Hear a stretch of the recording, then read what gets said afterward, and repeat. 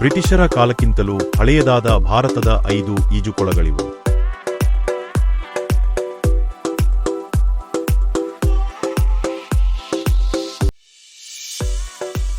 ಇತ್ತೀಚಿನ ವರ್ಷಗಳಲ್ಲಿ ಭಾರತದಾದ್ಯಂತ ಈಜು ನಿಧಾನವಾಗಿ ಜನಪ್ರಿಯತೆ ಗಳಿಸುತ್ತಿದೆ.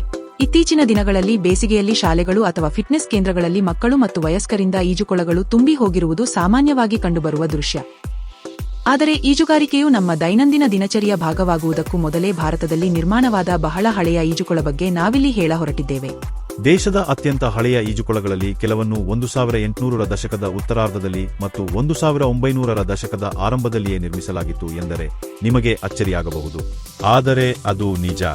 ಮುಖ್ಯವಾಗಿ ಬ್ರಿಟಿಷ್ ಆಳ್ವಿಕೆ ಇದ್ದ ನಗರಗಳಲ್ಲಿ ಈಜುಕೊಳಗಳನ್ನು ನಿರ್ಮಿಸಲಾಗಿತ್ತು. ಇವು ಕೇವಲ ಸಾಮಾನ್ಯ ಈಜುಕೊಳಗಳಾಗಿರಲಿಲ್ಲ. ಅವುಗಳನ್ನು ವಿಶೇಷ ಕ್ಲಬ್ಗಳು ಅಥವಾ ಶಾಲೆಗಳ ಒಳಗೆ ನಿರ್ಮಿಸಲಾಗುತ್ತಿತ್ತು ಹಾಗೂ ಕೆಲವು ಗುಂಪುಗಳ ಜನರಿಗೆ ಮಾತ್ರ ಅದನ್ನು ಬಳಸಲು ಅನುಮತಿಯಿತ್ತು. ಆದರೆ ಕಾಲಾಂತರದಲ್ಲಿ ಅವುಗಳ ಉದ್ದೇಶ ಬದಲಾಗಿದ್ದು, ಕೆಲವು ಈಜುಕೊಳಗಳು ಸಾರ್ವಜನಿಕ ಆಸ್ತಿಯಾದರೆ ಕೆಲವು ಖಾಸಗಿ ಆಸ್ತಿಯಾಗಿಯೇ ಉಳಿದವು. ಈ ಈಜುಕೊಳಗಳು ಭಾರತದಲ್ಲಿ ಈಜಿನ ಪರಿಕಲ್ಪನೆ ಹೇಗೆ ಬದಲಾಯಿತು ಎಂಬುದಕ್ಕೆ ಸಾಕ್ಷಿಯಾಗಿ ನಿಂತಿವೆ. ನಾವಿಲ್ಲಿ ಭಾರತದ ಅತ್ಯಂತ ಹಳೆಯ 5 ಈಜುಕೊಳಗಳನ್ನು ನಿಮಗೆ ಪರಿಚಯಿಸುತ್ತಿದ್ದೇವೆ.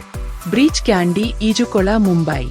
ಈ ಈಜುಕೊಳವನ್ನು 1876ರಲ್ಲಿ ನಿರ್ಮಾಣ ಮಾಡಲಾಯಿತು.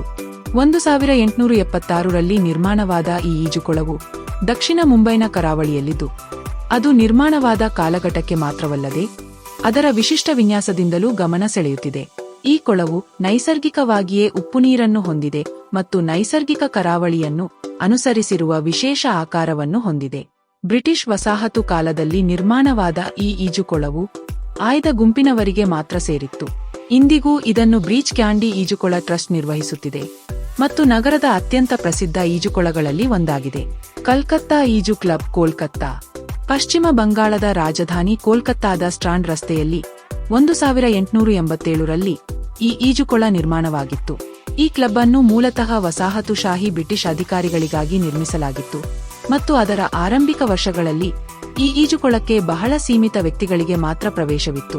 ಇಲ್ಲಿ ಮಹಿಳೆಯರಿಗೆ ಬಹಳ ದೀರ್ಘಕಾಲದ ನಂತರ ಅವಕಾಶ ನೀಡಲಾಗಿತ್ತು ಹಾಗೂ ನಂತರದ ಕಾಲದಲ್ಲಿ ಇದನ್ನು ಲಿಂಗಭೇದವಿಲ್ಲದೆ ಎಲ್ಲರಿಗೂ ಬಳಸಲು ಅವಕಾಶ ನೀಡಲಾಯಿತು.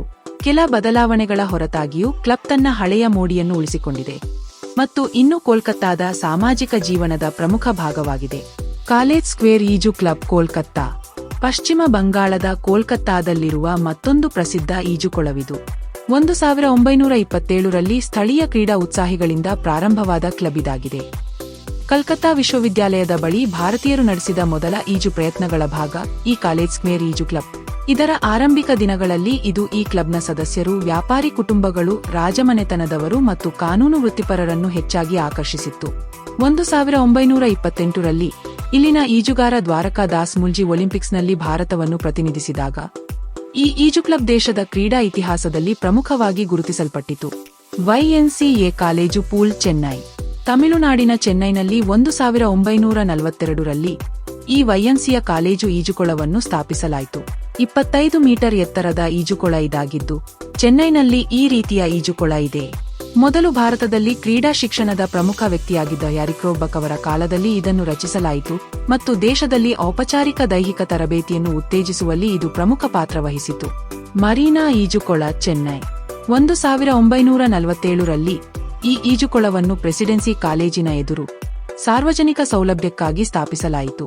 100 ಮೀಟರ್ ಉದ್ದ ಇರುವ ಈ ಈಜುಕೊಳ ಪ್ರಮಾಣಿತ ಒಲಿಂಪಿಕ್ ಈಜುಕೊಳಕ್ಕಿಂತ ದೊಡ್ಡದಾಗಿದೆ ಮತ್ತು ಇದನ್ನು ಇನ್ನೂ ಚೆನ್ನೈನ ನಾಗರಿಕ ಅಧಿಕಾರಿಗಳು ನಿರ್ವಹಿಸುತ್ತಿದ್ದಾರೆ.